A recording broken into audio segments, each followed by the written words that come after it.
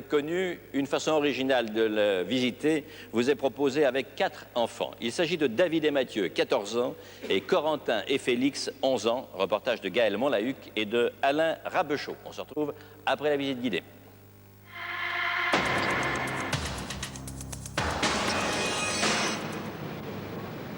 Est-ce que vous savez ce que c'est? C'est là où il y a des gens intelligents, instruites. On les appelle comment? Des académiciens. Et à quoi ils servent, à votre avis? Mathieu, 13 ans, élève de 4e, et son copain David, les jumeaux de 11 ans, Corentin et Félix, ne savent pas grand-chose de l'Institut. Pour eux, il y a la Coupole et l'Académie française. Point. 5 académies à découvrir et comme pour un jeu de piste, très peu de temps pour le faire.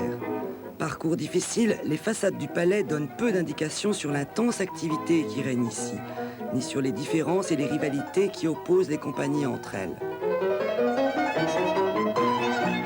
En route vers la salle la plus prestigieuse, salle Richelieu ou salle du dictionnaire.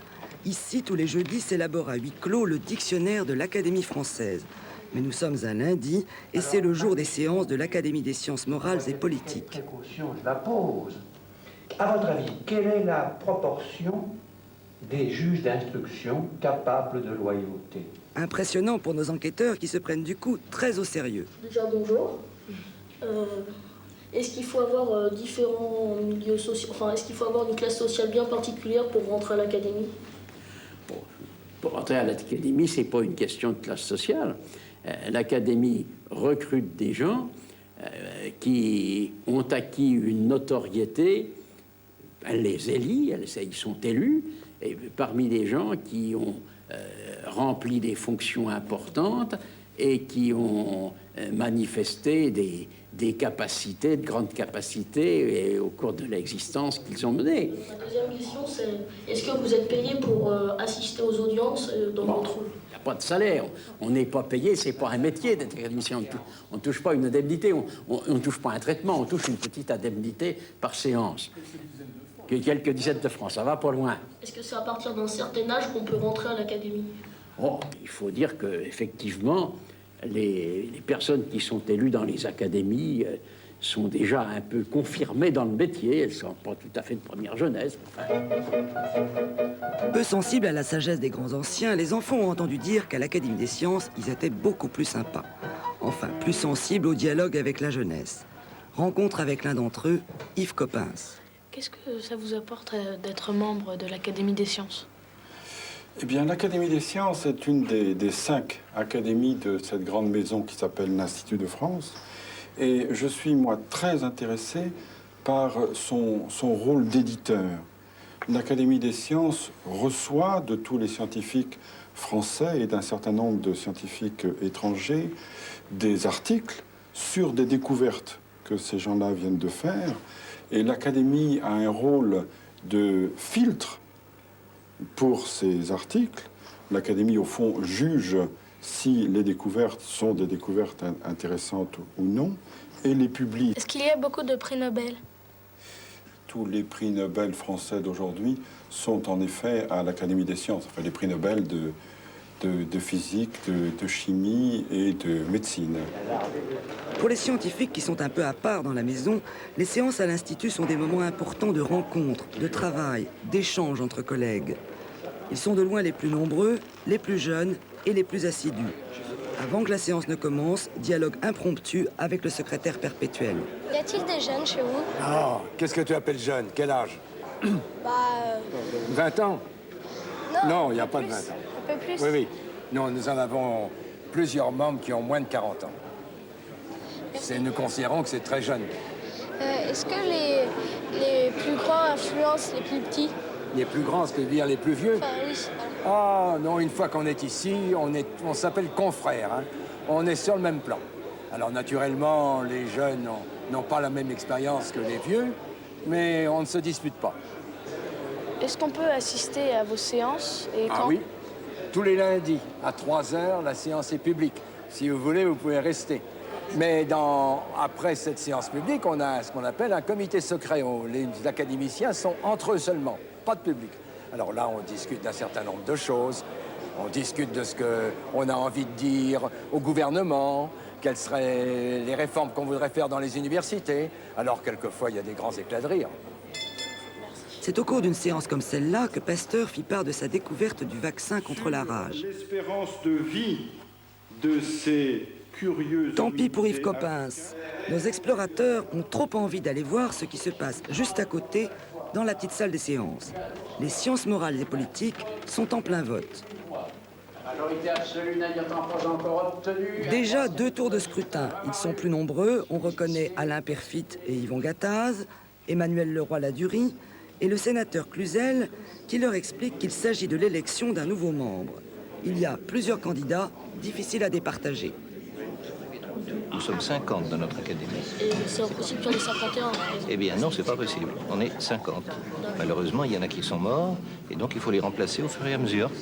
Merci. En fait, au bout de 5 tours, il n'y aura pas de majorité sur un candidat. L'élection est nulle. Ils recommenceront dans quelques mois.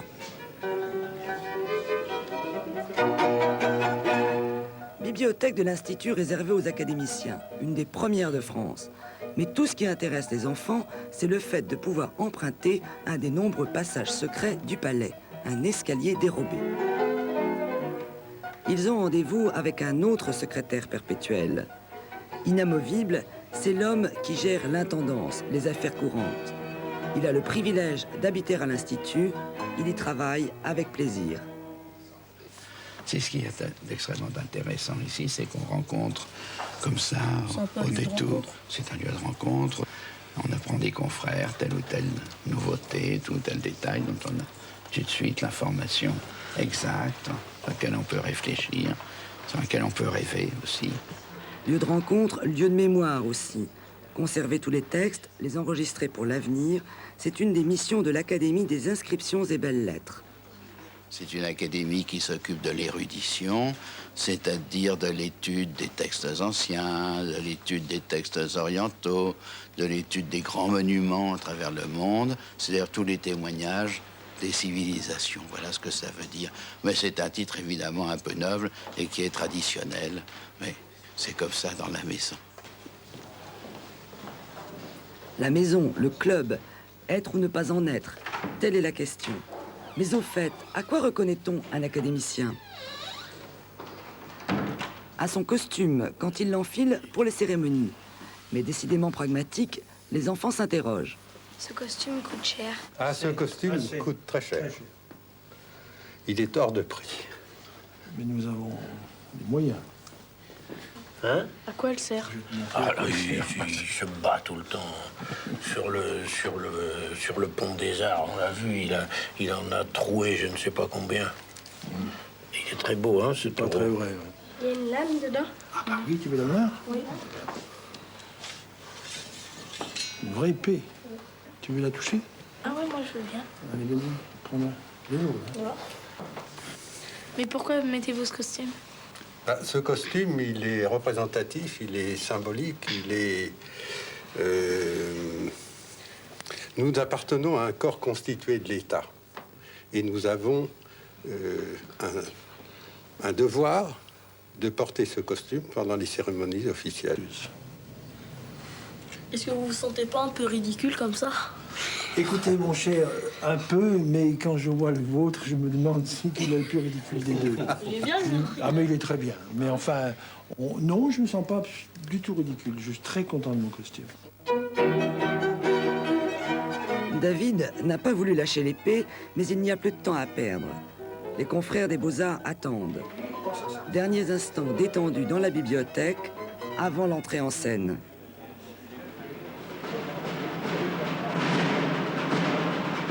Par un escalier dérobé, l'Académie des Beaux-Arts au grand complet rejoint le public sous la coupole. Cérémonie présidée par le chancelier de l'Institut. La réception d'un nouveau membre, c'est le couronnement par les pairs. C'est un événement mondain et solennel. Les rituels diffèrent selon les académies. Là, c'est le secrétaire perpétuel qui fait l'éloge de son ami, le nouvel élu. Aux yeux ardents. La coupole, comme l'Académie française, fait de l'ombre au reste de l'Institut. Bertrand Poivre-Delpech, de la Française comme on dit, se fait un plaisir d'expliquer aux enfants que son académie est la plus prestigieuse, parce que c'est la doyenne. Dans la bibliothèque Mazarine, ouverte au public, à propos de son travail sur le dictionnaire, l'immortel va se révéler un excellent pédagogue. Nous sommes là pour témoigner, par notre travail, mais aussi par nos travaux individuels, que la langue permet tous les échanges et qu'elle est irremplaçable, car si on veut vivre intensément, la langue, c'est pas seulement une corvée d'apprendre des règles de grammaire et de ne pas faire faute au dicté. La langue, c'est ce qui permet de se raconter à soi sa propre vie, c'est donc une école de liberté. Est-ce que les académiciens français ne se considèrent pas supérieurs aux autres? Je ne crois pas. Je crois qu'il faut même une certaine humilité pour aller demander à des écrivains, même très renommés, s'ils veulent bien vous accepter parmi eux. Donc je ne pense pas qu'il y ait, si vous voulez, qu'on n'a pas la grosse tête, comme vous dites. Grosse tête, vous définiriez comment? Fier, sérieux. Être sérieux, mais surtout... Personne qui se prend pas pour de la... Voilà. Bon, voir ce mot, comme nous disons. Qu'est-ce qu'il faudrait que je fasse pour être académicien plus tard? Que tu sois le meilleur dans ta spécialité. Hein, le meilleur. C'est si tu es militaire, il faudrait que tu aies 4 étoiles et que tu aies gagné des guerres. Et si tu es prêtre, il faudrait que tu sois un saint. Et si tu es un romancier, il faudrait que tu sois un très grand écrivain. C'est pas de malade. C'est pas si simple. Pourquoi t'as pas envie? On assiste à des réunions, c'est un peu prise de tête des fois. Prise de tête. Comment tu définis la prise de tête? Parce que je suis pas sûr qu'on sache à l'académie. Vous allez noter dans votre dictionnaire. Prise de tête, oui, AP, on pourrait. Prise de tête, ça veut dire? Ah, c'est lourd. Énervant. Énervant, ça. Ah, mais tu me prends la tête, ça veut dire que tu me...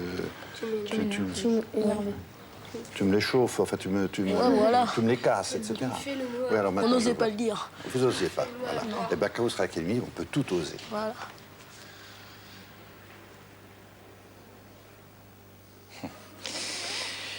Voici M. Maurice Béjart, qui a été élu membre de l'Académie des Beaux-Arts le 1er juin 1994. Vous êtes, M. Béjart, le premier danseur, le premier chorégraphe, à ma connaissance, à devenir membre de l'Institut de France. Je voudrais savoir quelle est, en dehors de la satisfaction personnelle, puisqu'il s'agit d'une carrière couronnée, mais il ne s'agit que de petits sentiments humains, si vous me permettez, quel est l'intérêt pour votre art de votre présence ici? Parce que justement, il n'y était pas. Je crois que le gros intérêt, c'est parce que toute ma vie, j'ai lutté pour que la danse soit un art à part égale avec les autres, que la danse soit un art populaire, un art simple, qu'il n'y ait pas d'élitisme dans la danse, que la danse soit ouverte. Donc j'ai cherché à avoir des lieux différents, des palais des sports, Avignon, des cirques, des endroits de football. Je menais la danse à tout le monde, parce que la danse est d'abord un langage, est un langage universel. On peut parler en danse à Tokyo, à New York, à Sydney, alors que c'est plus dur avec la langue, malgré que j'adore la langue française, c'est difficile. Et la danse est un moyen d'union. Je crois que dans le monde qui vient, on a besoin d'union. Le plus important, c'est l'union. Vous avez le sentiment, M. Béjart, que tout au long de votre carrière, vous avez vu la danse se populariser, se vulgariser et se rapprocher de ses spectateurs, c'est-à-dire, au fond, rassembler de plus en plus de nombre de spectateurs, à un prix d'ailleurs où ce soit possible d'aller voir ces spectacles. J'enlève le mot vulgariser. Oui, ça dépend du sens que vous lui donnez. Je crois que je suis pour le théâtre populaire comme mon maître Jean Villard. Il donnait les meilleures pièces à prix réduit pour un public différent, mais en jouait le Cid et le Prince d'Hambourg. Oui. Voici M. Jean-Denis Bredin. L'Académie française est la plus ancienne des 5 académies, on l'a entendu dire tout à l'heure. Je sais que c'est un lieu où, quand on écrit, c'est vraiment un couronnement absolu que d'y parvenir. Cette académie a été fondée par le cardinal Richelieu en 1635, et puis, comme nous l'avons entendu tout à l'heure, toutes académies confondues, elles ont été rassemblées il y a exactement 2 siècles. Moi, je voudrais savoir, M. Bredin, en quoi l'histoire de cette maison reflète l'histoire de notre temps, selon vous? Écoutez, l'Académie, vous le disiez tout à l'heure, elle naît dans des conditions tout à fait bizarres en 1635, c'est-à-dire un certain nombre de gens qui s'appelaient des gens d'esprit ou des beaux esprits se réunissaient le lundi chez Conrart. Et puis l'un d'entre eux, qui était indiscret, qui n'aurait pas dû l'être parce qu'il avait été prêtre et avocat, qui est indiscret, a rapporté à Richelieu. Et Richelieu a dit, tiens, mais c'est une idée, je peux en faire une académie pour défendre la langue. Et il a pris sous sa protection ce petit groupe qu'il a élevé à la dignité d'académie. Alors l'académie a vécu à ce moment-là de toutes ces tâches, et notamment du dictionnaire qu'elle a fait, et de bien d'autres tâches d'ailleurs qu'elle s'était assumée. Et puis, elle a été supprimée pendant la Révolution, pendant un temps court, après un très beau discours de l'abbé Grégoire, qui a déclaré que les grands esprits étaient des sans-culottes, et que les académiciens ne répondaient pas à la définition. Et puis elle a été restaurée, partiellement d'ailleurs, parce qu'en fait, ce n'était qu'une restauration partielle, lorsqu'a été constitué l'Institut dont nous fêtons aujourd'hui le bicentenaire. Elle ne sera vraiment restaurée, l'Académie française, que par Louis XVIII, en 1816. Oui. Beaucoup de gens ont tenté, et parmi les plus célèbres, les plus illustres, les plus géniaux même parfois, de parvenir à l'Académie, de rentrer à l'Institut, dans une académie, et il y a des exemples célèbres d'artistes, d'écrivains notamment, qui, malgré de très nombreuses tentatives, plusieurs dizaines pour l'un d'entre eux au moins à ma connaissance, n'y sont jamais parvenus. Oui, bien sûr, le recrutement de l'Académie a été comme le recrutement de tout recrutement dans toute société. Au début, on trouve surtout quoi? On trouve surtout des aristocrates et des ecclésiastiques. On en trouve de très jeunes. J'entendais dire tout à l'heure que 30 et 40 ans, c'était jeune, mais il y a un académicien qui entre à 16 ans. Le petit-fils de Séguier, qui était protecteur, il est vrai, de l'Académie, entre à 16 ans et il était obligé de venir avec son précepteur, parce qu'on pensait qu'il n'était pas capable de se tenir tout seul. Oui. Et puis il y a eu beaucoup d'hommes politiques, et puis il y a eu de moins en moins d'ecclésiastiques, et puis il y a eu de plus en plus d'écrivains, et puis en 1980, pour la première fois, j'ai eu l'honneur de lui succéder, une femme est entrée à l'Académie française, Marguerite Yourcenar. Combien Émile C'était Zola... une forme de révolution. Oui, absolument, on reviendra sur le sujet des femmes tout à l'heure. Combien Émile Zola a-t-il fait de tentatives pour rentrer, sans y parvenir d'ailleurs? Émile Zola en a fait 22. Oui. Il s'est présenté 22 fois. Il faut dire que les dernières fois, c'est dans la période de l'affaire Dreyfus, et par conséquent, il est bloqué par toute une partie anti-dreyfusarde de l'Académie. Mais d'autres se sont présentés. Balzac s'est présenté, a été battu, ne s'est pas représenté. Baudelaire n'a pas eu une voix quand il s'est présenté, ce qui fait qu'on a écrit un jour l'histoire du 41e fauteuil, c'est-à-dire l'histoire du fauteuil qui n'existe pas et sur lequel étaient tous ceux qui soit ne se sont pas présentés, soit ont été battus et qui constituerait un fauteuil de très grand choix. Oui. Mais ça, c'est partout comme ça. Je reviendrai tout à l'heure à vous, Maître Jean-Denis Bredin. Je voudrais demander à Pierre Messmer, ancien Premier ministre, 72, 73, 74, aujourd'hui président de la commission du bicentenaire de l'Institut, si il peut me dire quel est le rôle et pourquoi le regroupement a été opéré des 5 académies. Est-ce qu'au fond, on ne jugeait pas que ces académies étaient un petit peu... très peu républicaine, un peu en marge de la République marchande? Oui, j'ai d'abord une remarque à faire à propos de ce caractère de miroir de l'Institut par rapport à notre temps. Et il est certain que les académies ont élu parmi leurs membres des hommes et des femmes de très grande qualité, et même certains de génie. J'observe au passage que jamais, depuis 200 ans, les académies n'ont élu de saints. Il n'y a pas de saints qui aient été élus dans les académies. Alors, peut-être c'est parce qu'ils n'ont pas envie de se présenter, mais c'est quand même intéressant au passage. Alors, pour répondre à votre question... Je me demandais si c'était une réclamation pour la propre sanctification de quelques-uns d'entre vous, voire une béatification ultérieure. Je crois que nous aurions du mal. Enfin, oui. Nous avons d'autres qualités, mais je ne crois pas que nous avons... Pour être immortel, vous n'en êtes pas moins temporel, oui. C'est ça? C'est mal vu. Je réponds à votre question. Ce qui est certain, et j'ajoute à ce que vient de dire M. Bredin, ce qui est certain, c'est qu'aux yeux de la Convention, les académies étaient réactionnaires. Et par conséquent, il fallait les faire disparaître. J'observe d'ailleurs qu'on a fait disparaître à l'époque toutes les académies, en particulier les académies de province, dont certaines étaient très anciennes. Et la Convention a décidé de créer un Institut de France qui ne comportait plus d'académies, mais simplement des classes. Et dans l'idée de la Convention, il s'agissait véritablement d'une révolution. Voici M. Marcel Landowski, qui est compositeur et qui est aujourd'hui chancelier de l'Institut. Je dois dire publiquement, pour les jeunes générations, qui d'ailleurs sans doute s'en moquent, mais c'est fait, au moins c'est dit, que M. Landowski est une des personnes qui, dans ce pays, depuis au moins 3 décennies, a le plus contribué à la popularisation, si le mot vulgarisation vous choque, M. Béjart, de la culture et de l'enseignement de la musique et des arts dans l'école. Et on n'a pas oublié les fameux plans Landowski. Quel est le rôle de cette maison aux côtés des institutions de la République? Car moi, j'ai appris relativement récemment que de façon très feutrée, c'était d'ailleurs dit dans le reportage, on vous consultait. Mais sur quoi diable vous consulte-t-on? Bon, sur beaucoup de choses. Je ne trouve pas assez, et on ne nous écoute pas tout à fait assez, mais cependant... Oui, on vous consulte sur beaucoup de choses, on ne vous écoute pas du tout, c'est ça? Pas toujours, oui, pas toujours. Mais vous... par exemple, vous parlez des enseignements artistiques. Vous dites, j'ai pu faire quelque chose, effectivement, pour la musique, mais je crois que c'est un début et que maintenant, il y a tout encore à faire. Et là, l'Institut de France a son mot à dire pour être un peu le conseil du gouvernement. C'est comme ça que je conçois, au fond, et non seulement ma mission auprès des 5 académies pour les aider, pour essayer de faire le mieux possible pour elles, mais je pense que nous avons un grand rôle à jouer en disant voilà le point essentiel que nous devons régler, notamment l'école et l'école primaire. Car je suis content d'avoir vu des gosses tout à l'heure qui s'intéressaient beaucoup à ce que représente l'Institut de France. Eh bien, il y a tout à faire, car on parle beaucoup d'exclusion. Et bien, notre devoir, c'est de le dire au gouvernement. Comment vous faites? Déjà, l'exclusion commence dans les classes primaires, et notre travail, c'est de le dire au gouvernement. Monsieur le chancelier, et nous faire entendre. Monsieur le chancelier, Monsieur Landowski, vous avez vu beaucoup de choses dans votre vie. Alors, faisons quelques instants de conversation, je dirais naturellement très sincère et presque un peu abandonnée. Est-ce que ça n'est pas ici un lieu de puissance occulte?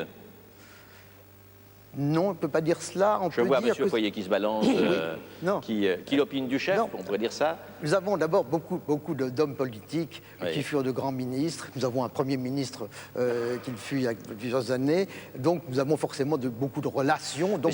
C'est un lieu de réseau extraordinaire quand même. Quand je vois dans cette salle ce que représente chacun, c'est un lieu de puissance. C'est un lieu de puissance, c'est un lieu de réflexion. Et je crois que quand la Convention a créé l'Institut de France, je pense que M. Delumeau ne me contredira pas, il devait être le Parlement du monde savant. Non, je dirais que c'est peut-être un lieu de puissance, c'est pas un lieu de pouvoir. Non. Cette puissance ne s'exerce que si on la sollicite, c'est ça? Voilà. Oui. Absolument. Pas un lieu de pouvoir. Mais le Parlement du monde... Ni de contre-pouvoir, d'ailleurs. Oui. Monsieur Landowski. Dit le Parlement du monde savant, et ben je pense que c'est un peu ce que nous devons tous être, chacun dans nos spécialités. Et je crois que c'est une très belle chose. De pouvoir... Alors, quand on vous fréquente, comme nous avons été sollicités de le faire pour préparer cette émission, on est très frappé par une certaine attitude, je dirais, de refus, si ce n'est du modernisme, en tout cas de tout ce qui pourrait ressembler de près ou de loin à la mode. Il y a même une certaine ostentation à s'en éloigner, je me trompe? Non, je crois que c'est inexact.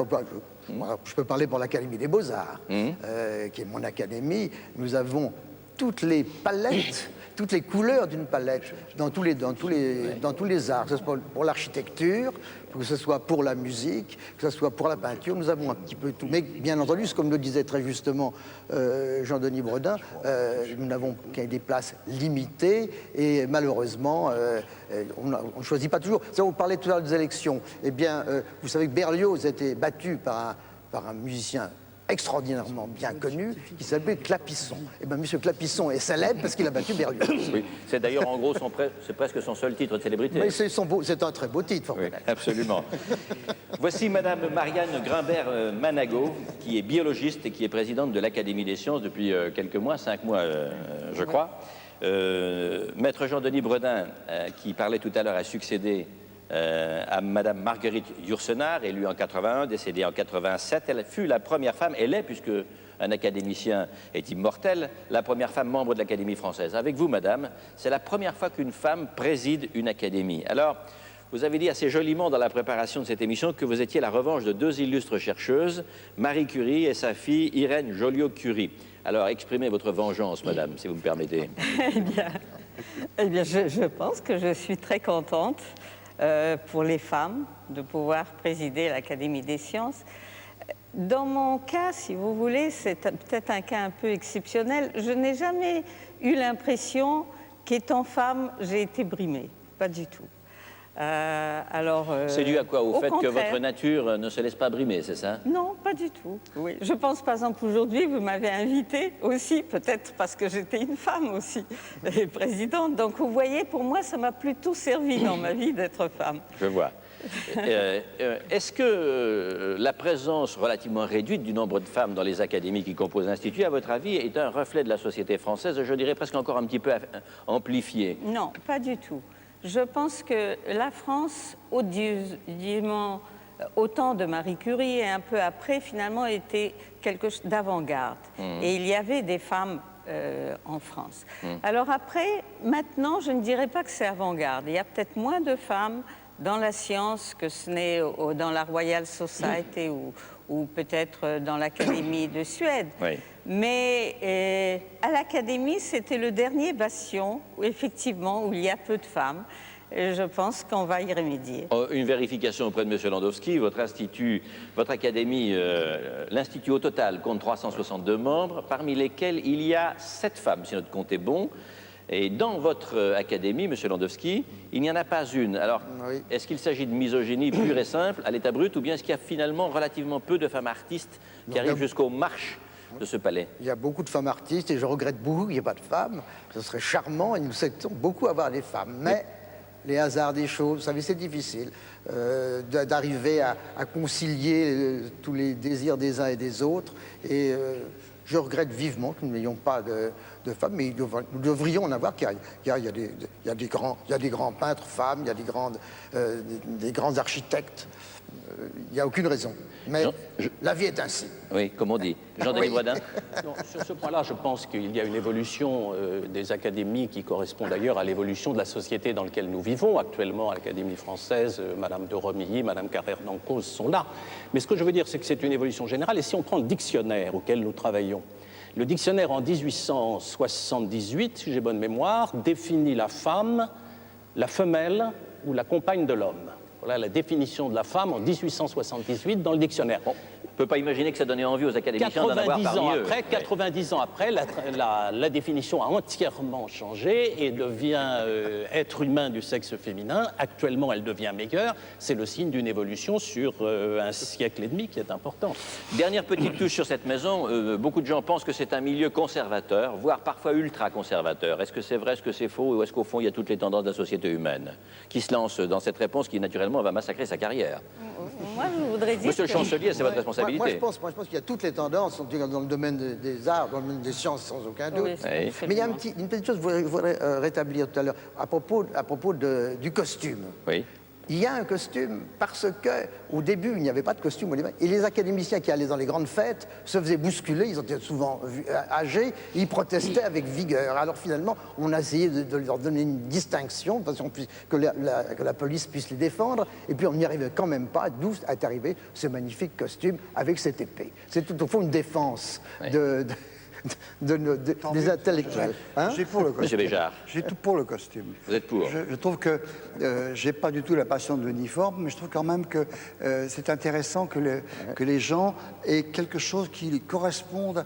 Mes danseurs ont des collants et les académiciens ont des costumes. Je trouve que j'aime bien définir les gens par le costume. Madame Grabert-Manago. Eh bien, j'ai un costume, un beau costume que m'a fait Monsieur Cardin. Je crois qu'il est facile à porter. Une première. Une première. Oui, c'est une page de publicité. Voilà, Monsieur Cardin le mérite de sa célébrité à travers le monde, mais... Voilà, c'était je vous taquine, très sympathique. Je vous taquine. C'était très bien. Alors, je voudrais dire un mot quand même, parce que vous dites conservateur. Non, je pense demande si, que oui. l'Académie des sciences n'est pas du tout conservatrice. Au contraire, on a tous les gens qui sont... D'ailleurs, ça pose un problème, parce qu'ils sont tous occupés à faire de la recherche. C'est un problème qui vient à l'Académie. Mais je crois que vraiment l'Académie des sciences, je pense, n'est absolument pas conservatrice.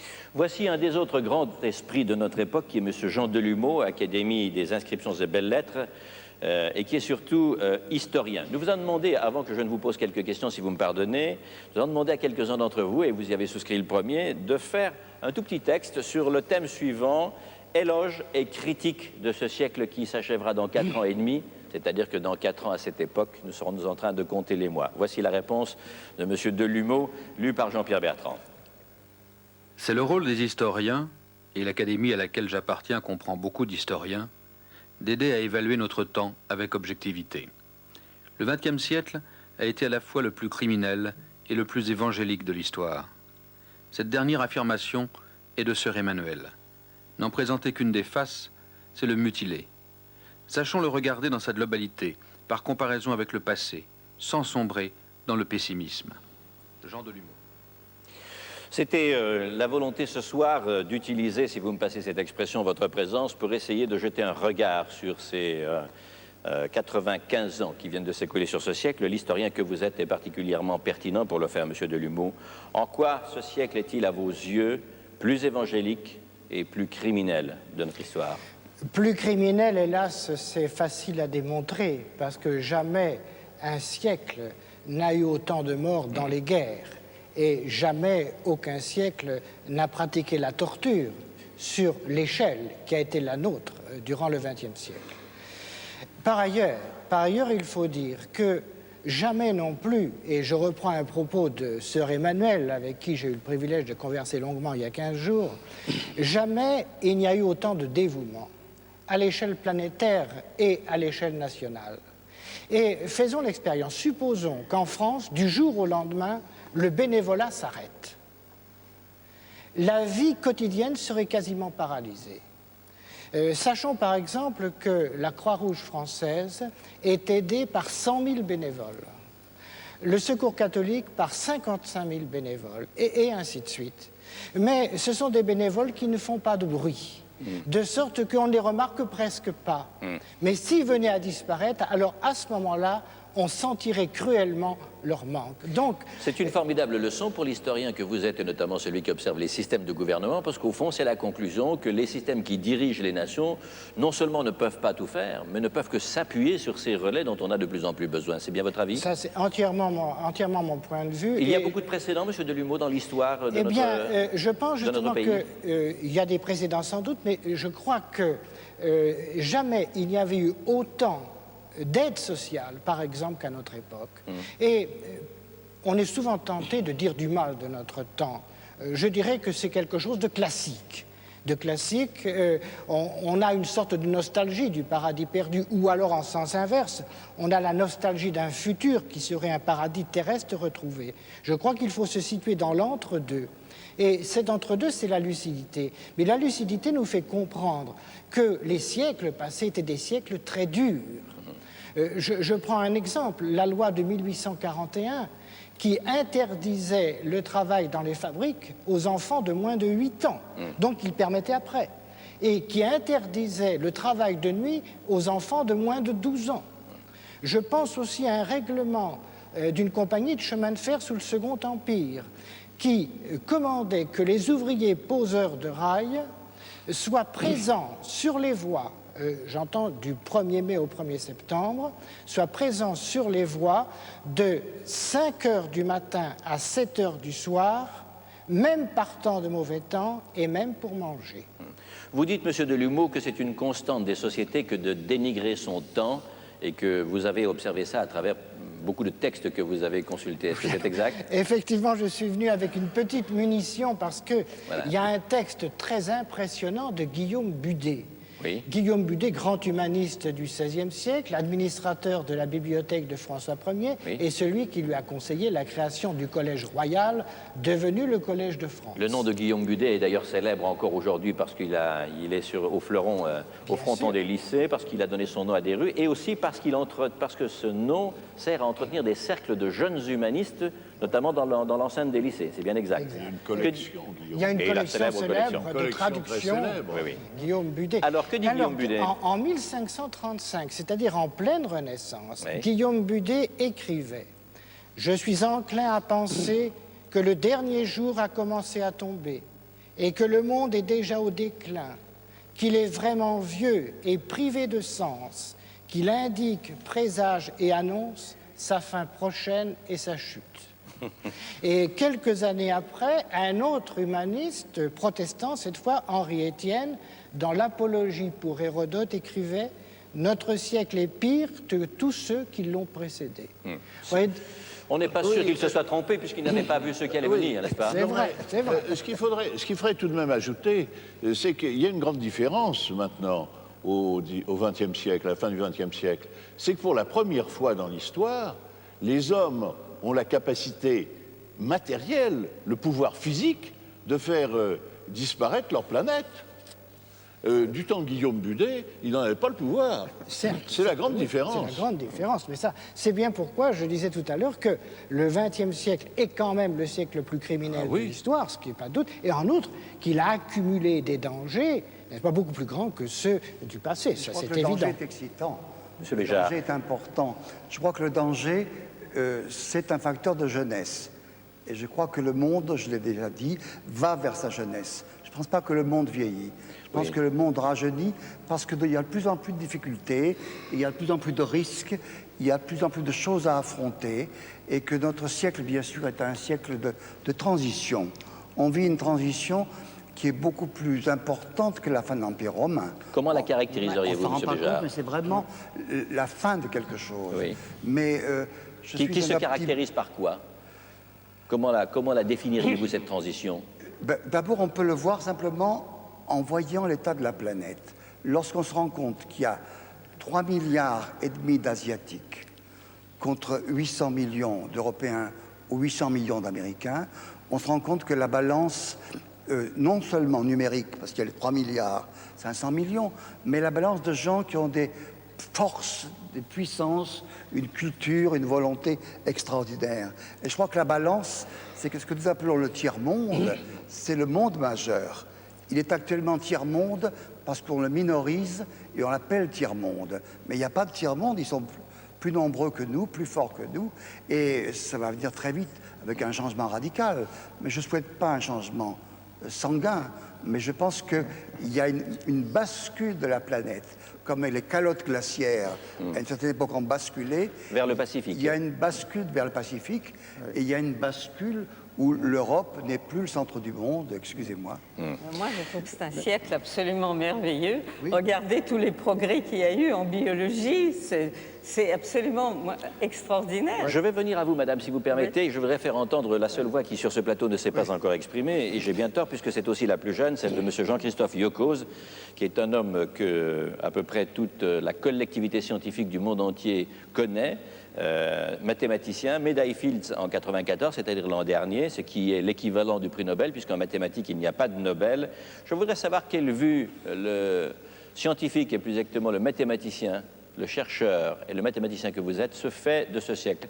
Avez-vous, au fond, le nez plongé, la tête bien isolée dans vos travaux, ou est-ce qu'au fond, vous êtes, je dirais, interpellé, vous vibrez aussi de ce qui se passe autour de vous, et vous avez une vue sur ce siècle? Qu'en pensez-vous? Enfin, j'hésiterais peut-être à parler de ce qui n'est pas exactement scientifique. Je ne me sens pas plus de compétences que n'importe qui pour parler d'un domaine non scientifique. Ceci étant, je m'intéresse certainement au monde extérieur, si j'ose dire. Il faut pas, enfin, je crois que la vue des mathématiciens comme isolés dans leur tour d'ivoire est quand même largement surfaite. Si j'ose dire. Non, je serais d'accord avec Mme Grunberg-Manago. Enfin, c'est quand même pour nous, scientifiques, depuis la dernière guerre mondiale, un siècle de progrès scientifique extraordinaire. Et je pense en voyant la science comme vraiment une aventure intellectuelle extraordinaire, et de ce point de vue-là, on a vraiment une... Alors, bien sûr, ensuite, ce qu'on peut faire des retombées technologiques, des découvertes scientifiques qu'on fait, malheureusement, ça peut être souvent dangereux. Je vais mettre votre présence à contribution, M. Yokos, pour vous demander d'illustrer, ou en tout cas de résumer, à l'usage de nous tous, et les profanes dont je suis la parfaite représentation dans votre domaine, dans cette enceinte, qu'est-ce qui s'est passé de très important en mathématiques dans ce siècle, que nous ne sachions, que nous n'ayons découvert, que nous n'ayons trouvé? Oui. Il y a toujours un problème pour un mathématicien d'expliquer à des profanes, effectivement, ce qui peut se passer récemment en mathématiques.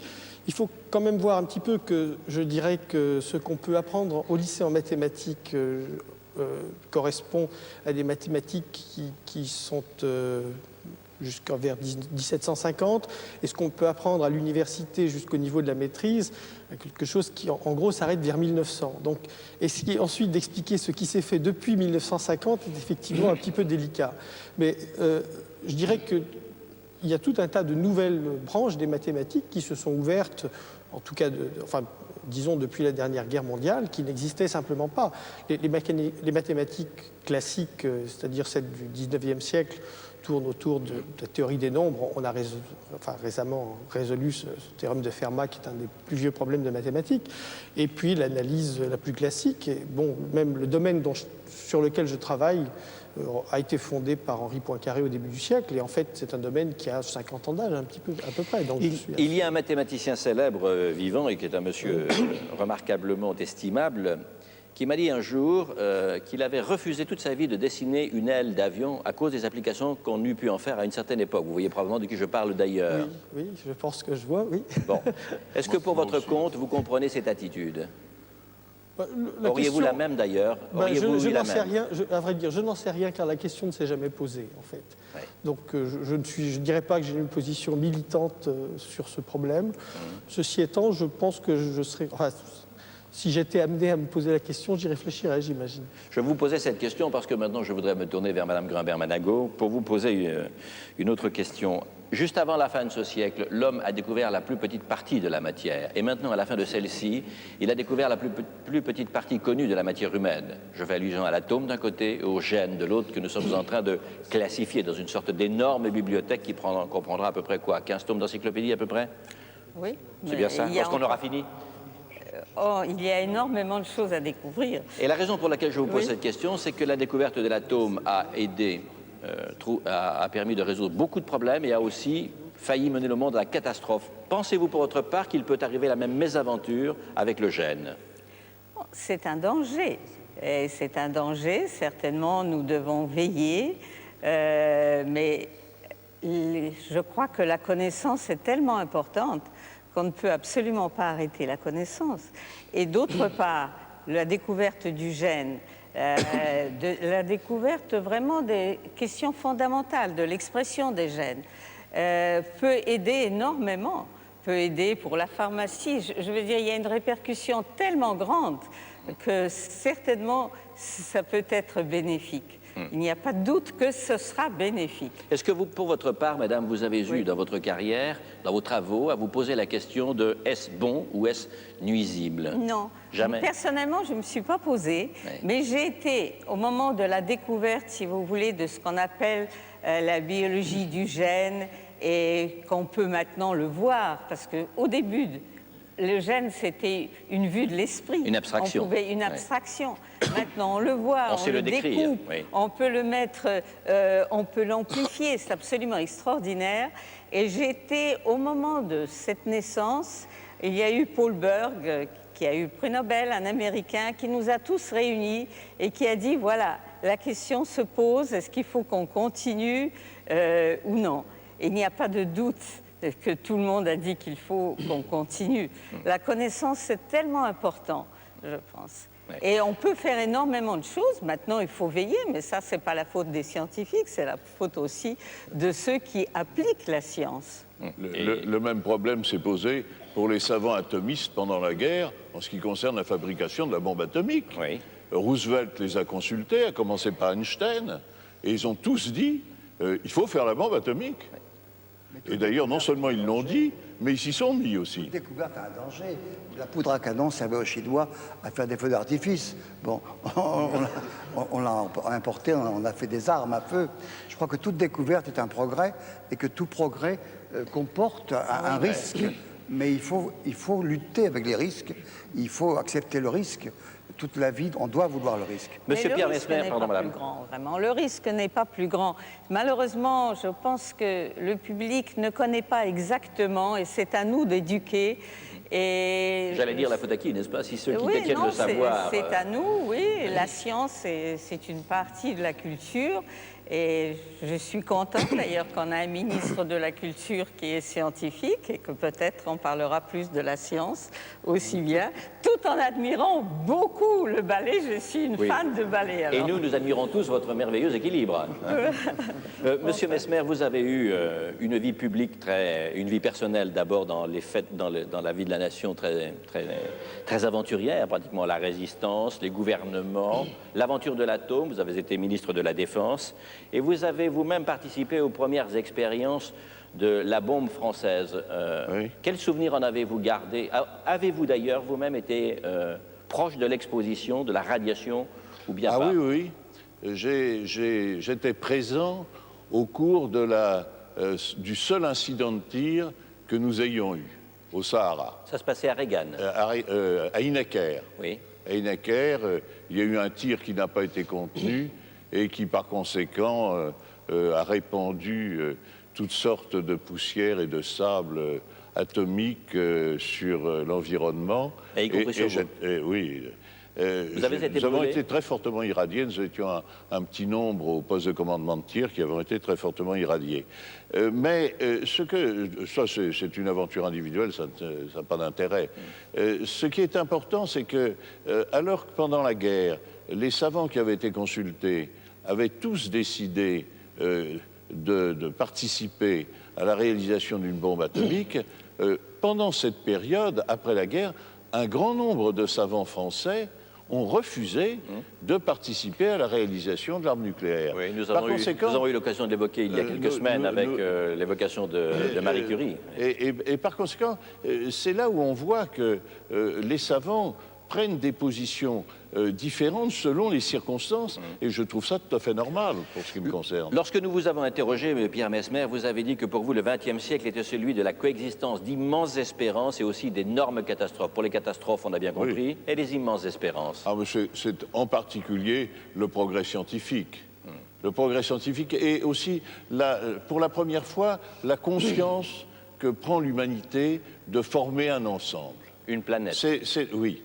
C'est la première fois qu'il y a un début de conscience planétaire. Est-ce que vous diriez, Monsieur Delumeau, que cette conscience planétaire, et on voit bien à quoi fait allusion Pierre Messmer, le regard d'un homme qui peut embraser pratiquement le spectacle du monde entier, est-ce que ça s'est, je dirais, concrétisé également par une prise de conscience de ces mêmes individus, de ce que c'était que cette planète? Au fond, est-ce que notre champ de conscience s'est élargi avec le champ des images ou pas? Est-ce que la pensée en a été améliorée ou plutôt amoindrie? Je pense d'une part que, comme l'a dit M. Messmer, cette conscience planétaire n'avait jamais existé comme elle l'est maintenant, c'est évident. Alors les images y contribuent beaucoup, et plus généralement les moyens de communication, de sorte que maintenant personne ne peut plus rester indifférent à ce qui se passe à l'autre bout de la planète. Et il n'y a pas de doute que c'est un gain. Bien sûr, tout ne va pas pour le mieux dans le meilleur des mondes. Néanmoins, il y a là un apport et un gain incontestablement positif. Pourquoi, M. Messmer, les progrès réalisés par l'homme au cours de ce siècle, qui sont quand même extraordinairement plus importants que dans les siècles qui ont précédé, ne lui ont-ils pas permis d'anéantir la barbarie? Et on le voit bien jusque, y compris à nos portes aujourd'hui, sud-est de l'Europe, est de l'Europe centrale, etc. Mais Afrique, évidemment. Parce que le problème n'est pas dans les réalisations matérielles, il est dans la conscience de l'homme. Et si la conscience de l'homme ne fait pas de progrès, pourquoi voulez-vous qu'il y ait des progrès spirituels? Est-ce que vous ne pensez pas, M. Delumeau, que la conscience en question, c'est-à-dire au fond le degré d'humanisme avec lequel petit à petit nous nous sommes peut-être ou non améliorés, est peu ou prou resté en place et n'a pas énormément progressé malgré tout l'apport de connaissances, de sciences et de développement? Alors, bien sûr, un des grands problèmes de notre temps, c'est que le progrès moral n'a pas marché de pair avec le progrès scientifique et technique. Pourquoi? Alors ça, c'est extrêmement difficile. Peut-être que ça tient à une nature humaine qui n'est pas aussi bonne que le croyait Rousseau.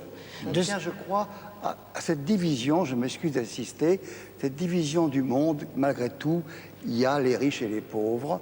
Malgré tout, le progrès, quand on voit ce qui se passe en Afrique, parler du progrès scientifique à des Africains qui meurent par milliers, par millions, c'est un peu illusoire ici sous une coupole. Je crois que parler du progrès, quand on voit les milliers de gens qui n'ont pas de quoi se nourrir, se vêtir, exister, alors je crois qu'il y a la mentalité, c'est qu'il y a quand même, on dit qu'on a lutté contre l'élitisme, mais on y est en plein et plus que jamais. Monsieur Landowski. Moi, je voudrais simplement dire et m'étonner un petit peu de ce qu'a dit Madame Grambert-Manago.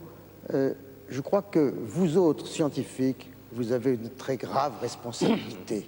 Et avant de donner une découverte, quelle qu'elle soit, vous devez vous assurer que le pouvoir politique, que l'exécutif ne va pas en faire inévitablement, dans les luttes humaines, un moyen de combat. Nous le voyons aujourd'hui, et je pense qu'une des grandes raisons, et M. Mesmer l'a dit tout à l'heure, une des grandes raisons du malaise d'aujourd'hui, notamment dans la jeunesse, c'est que nous savons, c'est implicite dans toutes nos âmes, que nous pouvons détruire la Terre. Et je crois que c'est extrêmement grave si nous n'avons pas, justement, ce que disait M. Delumeau, un progrès moral. Si les progrès scientifiques avancent plus vite, et c'est le cas, que les progrès moraux, notamment dans les pays sous-développés, comme on va dire, eh bien, nous avons le risque extrême de voir détruire notre planète. Et je pense que quand vous cherchez quelque chose, la découverte en soi n'a pas de valeur morale, mais appliquée, elle en prend dans tous les domaines et elle tient en elle-même un danger extrêmement grave. Et je crois que vous devez y penser, vous n'avez pas le droit de ne pas y penser. Je pense que toutes les découvertes peuvent donner un danger.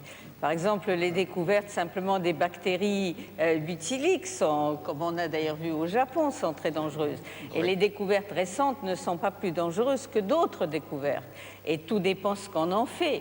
Mais ça, c'est obligatoire. Ce qu'en font les autres, pas les scientifiques d'ailleurs. Ce que M. le ministre disait tout à l'heure, le problème, c'est quand même l'unité du monde, l'unité cosmique, et le problème des valeurs. Et là, M. le chancelier vient de dire un mot en parlant de la jeunesse. On n'a jamais tant parlé de la jeunesse. C'est devenu la tarte à la crème de toutes les réunions. Or, les jeunes sont un peu endormis. On leur donne des émissions, on leur donne du plaisir, on leur donne des choses. Mais il n'y a jamais de jeunes au pouvoir. Alexandre le Grand sur les émissions, je vous rassure, à 30 ans. Sur les émissions, je vous rassure, monsieur le général, ils sont parmi ceux qui les regardent le moins. Les généraux de la Révolution ont sauvé la France, ils avaient 25-30 ans.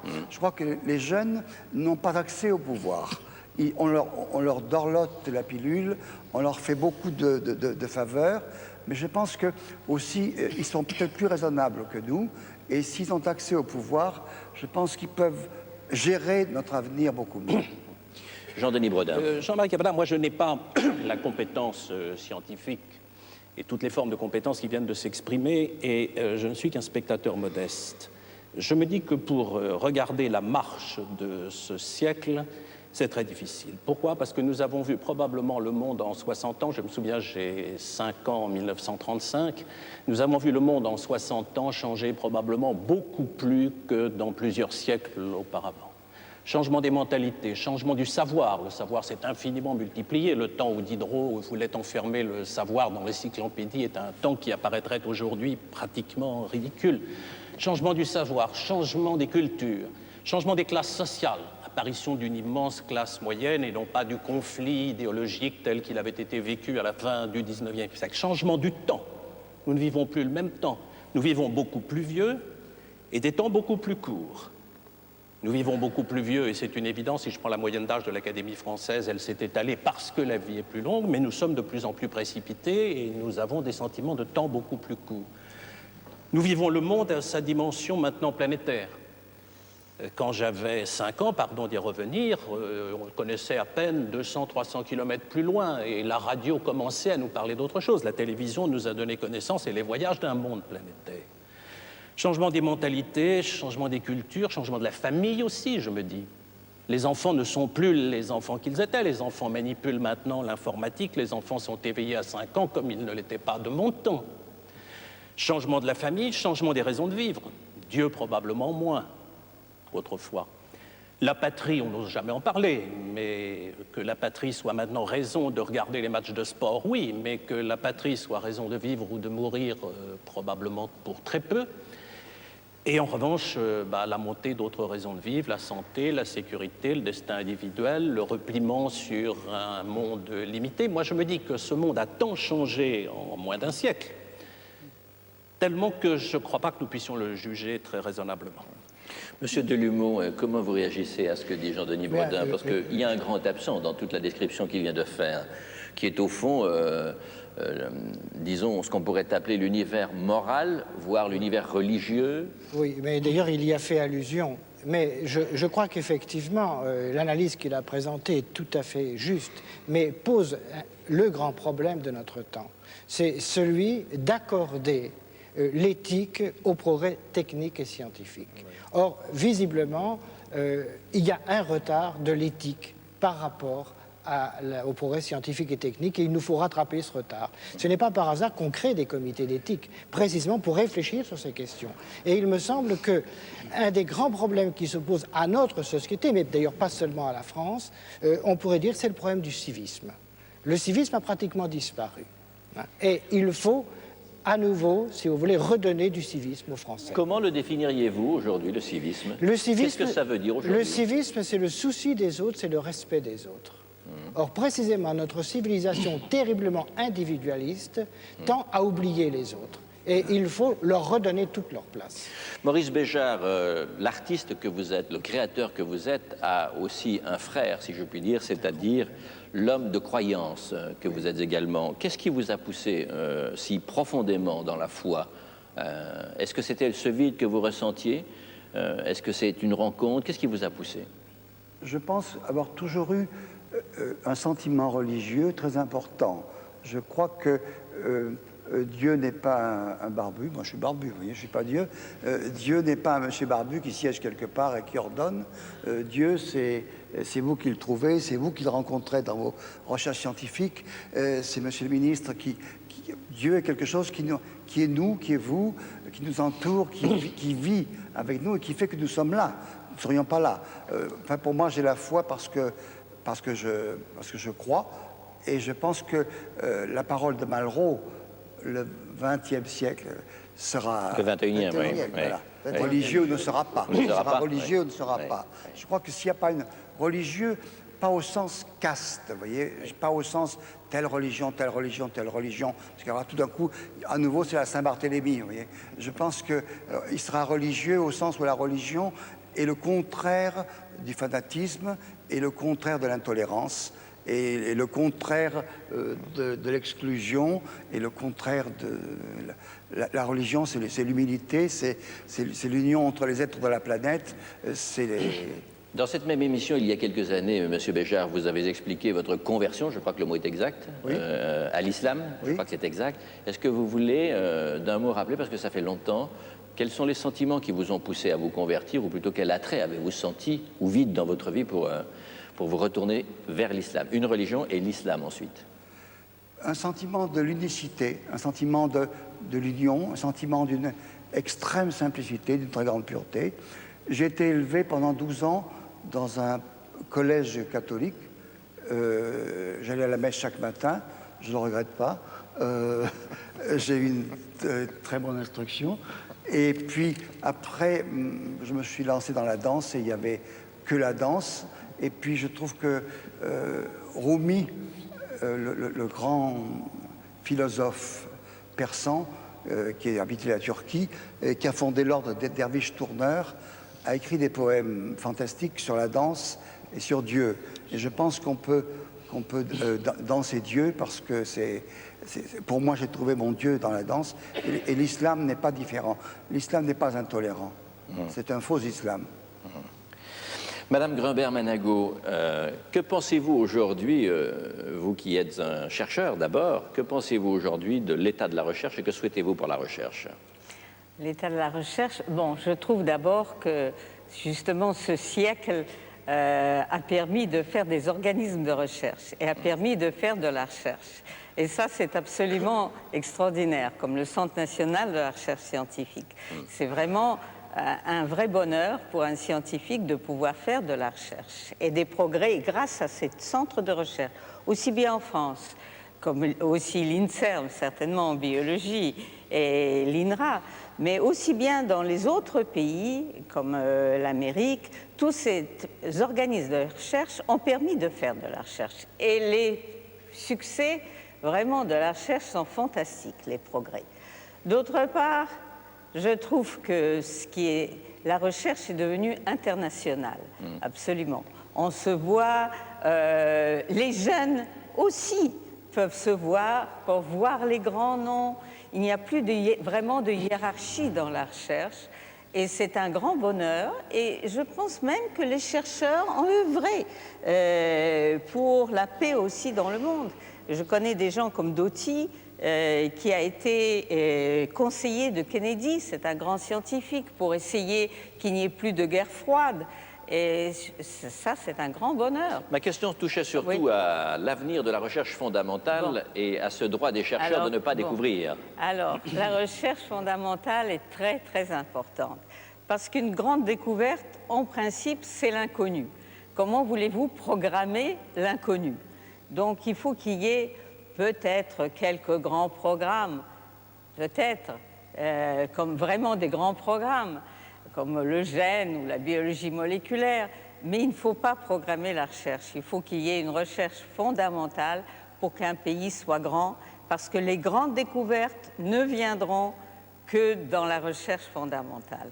Et ça, c'est vraiment la responsabilité de l'État. Nous sommes à un moment où d'ailleurs bien des problèmes se posent en matière de recherche fondamentale, puisque des crédits ont été gelés, et parce que si l'on en croit ce qui nous est affirmé, les deniers publics ne sont pas indéfiniment extensibles. Quelles recommandations feriez-vous au pouvoir public dans ce domaine, madame? Même si nous pouvons observer que naturellement vous ne serez probablement pas neutre. Reflouer le CNRS, certainement qu'il n'y ait pas, que le public doit comprendre que ce sera très important, le public et l'État, très très important qu'il y ait une recherche qui aura au point de vue des applications très grandes. On est vraiment à un tournant, toute la science a changé avec des techniques nouvelles et je pense que la médecine va changer, la pharmacie va changer. Regardez l'espérance de vie déjà, c'est incroyable. Mais il faut se méfier des modes. Je donne un exemple, la tuberculose qui avait complètement disparu. On a enlevé la microbiologie, elle revient. Alors il faut ne pas abandonner des recherches souvent pour question de mode et il faut... C'est très, très important. Monsieur Yocos est une bonne illustration de ce que vient de dire Madame Grimbert-Manago, parce qu'au fond, vous êtes un chercheur fondamental, vous, en tant que mathématicien. Certainement, oui. Et donc comment éprouvez-vous la nécessité peut-être d'appeler à la vigilance les pouvoirs publics probablement sur la nécessité de maintenir la recherche fondamentale aussi haut qu'on peut le maintenir? Certainement. Et je voudrais aussi attirer votre attention sur le fait que très souvent, nos possibilités budgétaires aussi subissent des à-coups assez violents en suivant les moments, si j'ose dire, et que ces à-coups ont des répercussions terribles pour les générations de jeunes scientifiques. Je me rappelle que quand j'ai commencé à faire des mathématiques, début des années 80, enfin fin des années 70, début des années 80, il y avait une pénurie de postes effroyable et que de nombreux scientifiques, enfin mathématiciens français, mais d'autres domaines également, sont partis aux États-Unis. Donc c'est un gâchis effroyable, je pense, d'avoir formé ces gens-là en France pour qu'ils partent aux États-Unis. Bon, un certain nombre sont venus ensuite, mais de nouveau, on entre dans une période où il semble qu'il y a un resserrement assez sérieux de crédit. On a été assez encouragé à former de nombreux jeunes et on se voit de nouveau un petit peu dans une situation où un gâchis humain et scientifique risque d'avoir lieu. Et vous dites qu'il y a là à nouveau une menace d'évasion de cerveau de chercheurs si jamais ils ne trouvent pas sur place les moyens qui régulièrement à travers l'histoire de notre pays ont été contractés. Oui, absolument. Je crois que, disons, à part le niveau global des crédits, il y a une question pas de programmation au sens direction de la recherche, mais de lisser les courbes de façon que l'effort soit effectué de façon relativement continue plutôt que de façon brutale et puis justement suivant les modes comme l'indiquait Madame Grimbert-Manago et ensuite on coupe et ensuite on repart dans une autre direction. Je crois qu'il faut laisser un peu les scientifiques choisir les directions qui leur semblent les plus prometteuses. Monsieur Yocos, si le chercheur touche parfois au poète, voire à la musique, notamment les mathématiciens, peut-être est-il le plus sage de parler d'éducation artistique avec les créateurs, je dirais, plus directement concernés. Monsieur Landowski et Monsieur Béjart, pensez-vous qu'aujourd'hui nous veillons assez à l'éducation populaire en matière artistique, ou est-ce qu'au fond nous n'avons pas pris notre parti une fois pour toutes que l'éducation populaire pourrait s'en passer, entre guillemets? Vous avez malheureusement tout à fait raison. Je crois que c'est un des grands problèmes de société de demain, pas d'après-demain, de demain, de tout de suite. C'est un des grands malaises de notre grande maison éducation nationale, de ne pas avoir su organiser le temps des enfants, comme c'est presque partout dans le monde, enfin, dans tout moins des pays qui nous entourent, qui sont de qualité intellectuelle analogue. Nous avons des enfants stressés des jours ouvrables, abandonnés dans la rue les 2 tiers ou les 3 quarts du temps, alors que nous devrions avoir des enfants qui travaillent le matin, l'enseignement général, je parle du petit, hein, de l'enseignement primaire, et l'après-midi, l'éducation culturelle, l'éducation sportive, car c'est extrêmement très important également, et de façon à ce que les enfants soient heureux à l'école, soient détendus, ne soient pas stressés, et puissent avoir véritablement le tout de la sensibilité et de l'éducation. Nous avons une très grande, une terrible inégalité sociale actuellement qu'il faut incontestablement corriger, et il faut aller très vite. Dites pourquoi, de votre point de vue, M. Landowski, c'est vraiment très important d'éduquer la sensibilité des enfants à quelque classe sociale qu'ils appartiennent et à quelque éloignement, de quelque éloignement des lieux artistiques qu'ils soient. Absolument. Pourquoi c'est important? Je crois que pour faire un homme complet... Parce qu'au fond, on s'en console très bien depuis plusieurs décennies. Oui, on s'en console, oui, mais de moins en moins bien, parce que vous voyez que le malaise est de plus en plus grand. Par conséquent, il y a un manque, d'autant plus que grâce à vous, grâce à la télévision, grâce aux disques, grâce à la radio, les enfants ont accès à tout maintenant, mais ils ont envie de faire. Les enfants veulent exactement travailler, faire les choses eux-mêmes. Pour la musique et pour la danse, c'est la même chose. Il faut comment?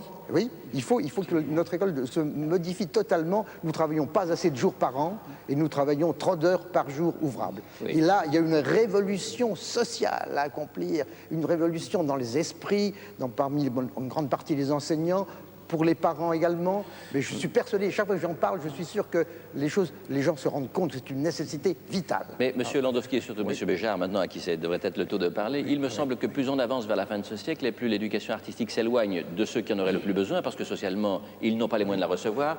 Et deuxièmement, au fond, plus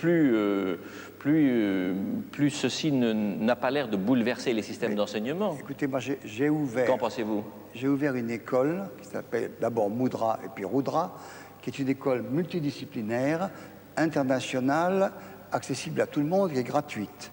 Cette école, je l'ai ouverte à Bruxelles il y a une vingtaine d'années, je l'ai ouverte à Dakar et je l'ai ouverte à Lausanne actuellement. Il y a une quinzaine d'années, il y a eu un projet pour faire cette école Moudra à Paris. Le projet a traîné sur 3 ministères. Il y a eu une conférence de presse pour présenter le projet à la presse. On a montré une maquette de l'école. C'est pas aller plus loin, vous voyez. Et j'ai lutté 3 ans pour monter cette école. Il s'agit de millions d'enfants. Oui, de millions d'enfants. Gratuite et multidisciplinaire et faite sur des bases complètement différentes. Elle a réussi à Dakar, mais elle n'existe pas à Paris. Alors c'est très frappant parce que quand on écoute chacun d'entre vous, la plupart d'entre vous qui ont une autorité dans leur discipline et qui voudraient l'avoir répandue à l'usage du plus grand nombre, pensent qu'en effet elle est primordiale par rapport aux autres. Naturellement, ça conduit à un enseignement surabondamment chargé. Est-ce qu'une fois pour toutes maintenant, nous ne sommes pas arrivés au moment où il faut apprendre à apprendre, mais ne pas apprendre directement, puisque de toute façon ce savoir ne cessera d'évoluer? Qu'en pensez-vous, M. Landowski? Vous voyez très bien, il faut apprendre à apprendre aux enseignants. Bien entendu. Mais pour les enfants, il faut qu'ils puissent faire de la musique, il faut qu'ils puissent faire de la danse, et puis qu'ils puissent faire de la peinture, qu'ils puissent avoir des ateliers l'après-midi. C'est comme ça que les enfants sont heureux, et c'est comme ça qu'ils apprennent quelque chose. Ils travaillent beaucoup mieux dans l'enseignement général. Attention, je pense que la prospective doit se baser sur des techniques traditionnelles. Je ne crois pas que la modernité puisse partir de rien. Et tous les scientifiques seront d'accord. Je pense que pour faire un art complètement du futur, il faut avoir des bases des arts du passé.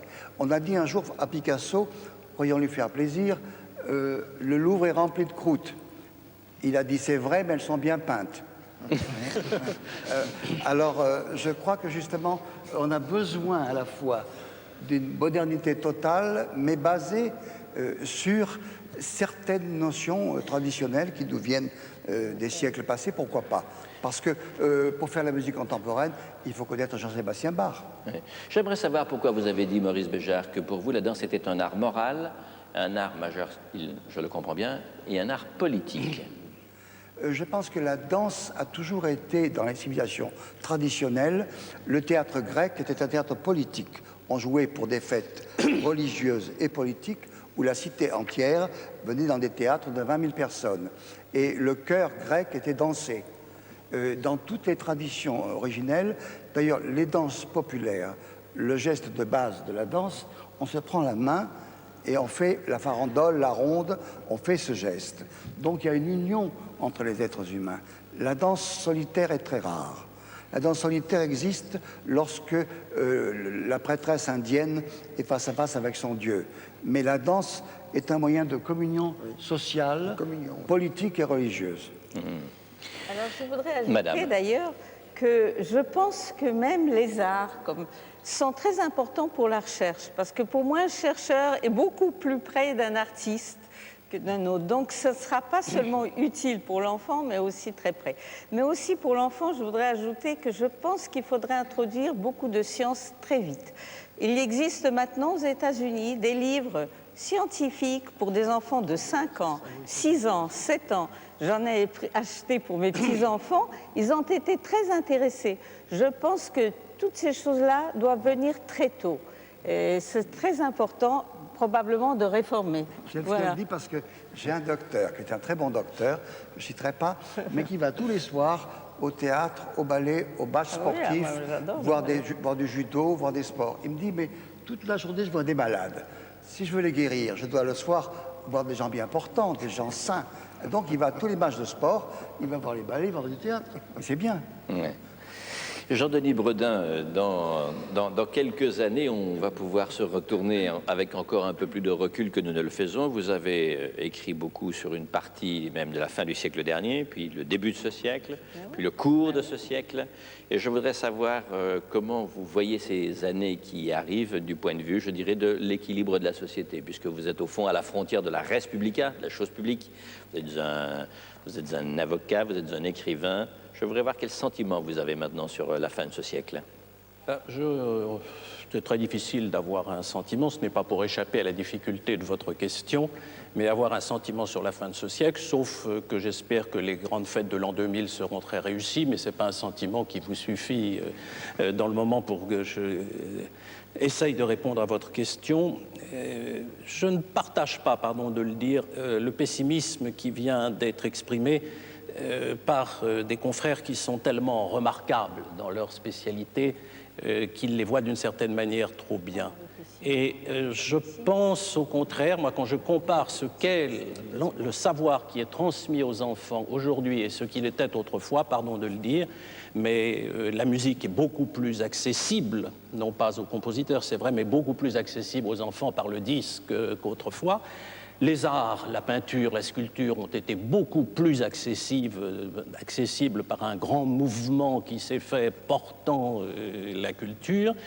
Et bon, c'est vrai alors que les enseignants ont des problèmes terribles et moi j'avais là un petit peu envie de les défendre. Non pas parce que j'ai été enseignant dans l'enseignement supérieur un temps, mais je me dis qu'ils affrontent des difficultés considérables et puis surtout que nous ne savons pas choisir. Chacun successivement de nous, si on le prend, va dire c'est ma discipline qu'il faut enseigner. C'est les sciences, c'est la musique, c'est les arts. Moi je vais dire c'est le droit et nous serons quelques-uns à dire c'est le droit.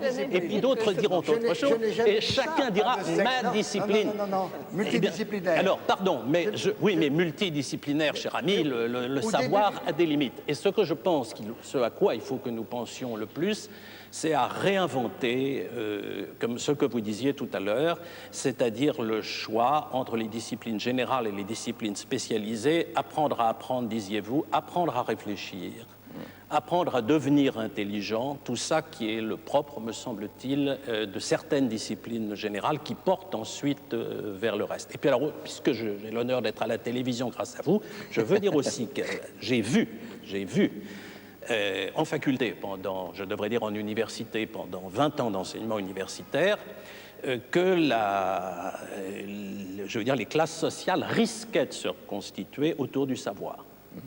C'est-à-dire que c'est vrai que la différence est très forte maintenant, et à l'université je la remarquais souvent, entre ceux qui apprennent le savoir chez eux ou qui sont privilégiés du savoir, apprennent la conversation, apprennent l'art de parler, apprennent les mots, apprennent la grammaire, et ceux qui, obligés de passer des heures devant la télévision parce que, je veux dire, ils appartiennent à des milieux sociaux dans lesquels ils ne peuvent faire autrement, accèdent à la langue, à la pensée, à l'intelligence par un autre chemin. Je ne dis même pas plus mal, encore que je crois que c'est un peu plus mal, mais par un autre chemin.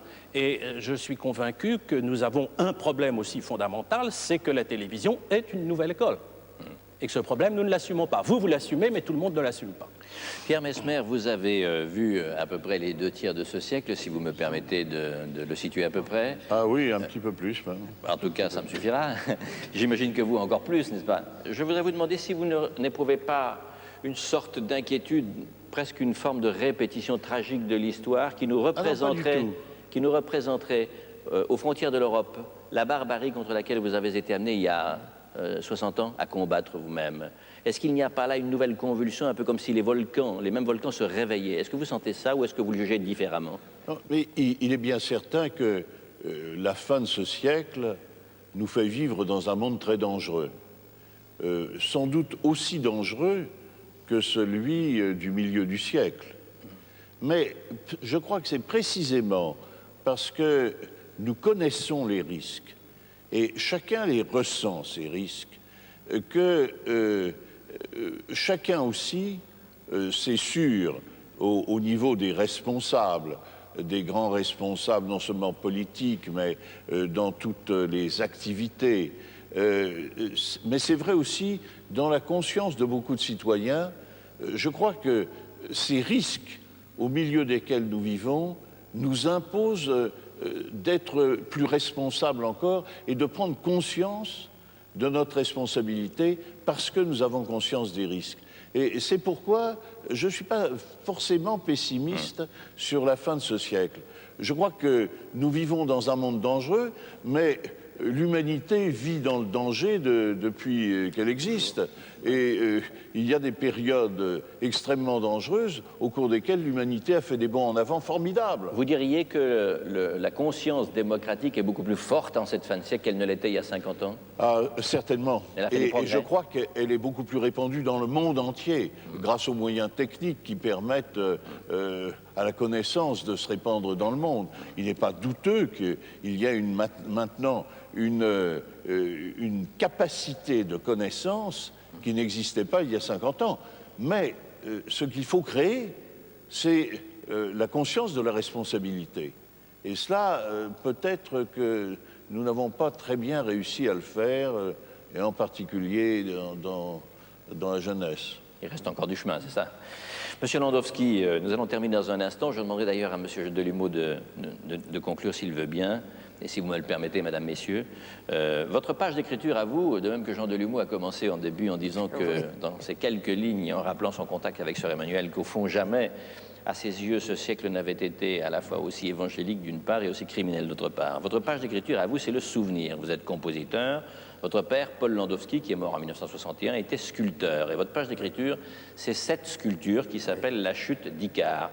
Qu'est-ce que votre art, c'est-à-dire la musique, et celui de votre père, avaient réellement en commun? Avait-il quelque chose en commun d'ailleurs? Sans doute pas, certainement pas sur le plan de la technique, bien entendu, mais sur le sens que mon père voulait donner à son œuvre, qui était une œuvre inscrite dans la société. C'était une œuvre, en fait, des grandes œuvres qui devaient être dans la ville et qui parlaient directement au peuple. Il a fait toujours une sculpture engagée. Et du reste, cette chute d'Icare est une sculpture engagée, car c'est un symbole.